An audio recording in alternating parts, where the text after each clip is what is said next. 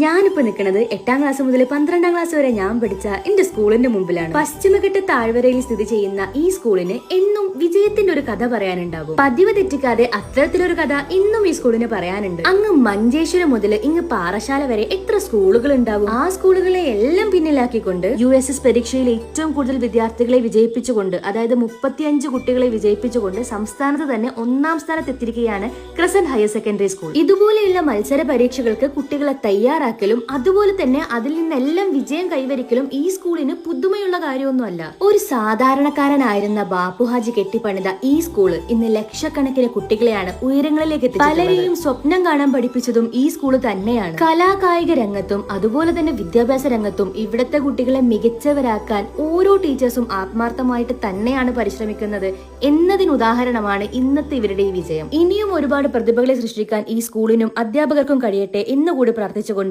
ഞാൻ അവസാനിപ്പിക്കുന്നു.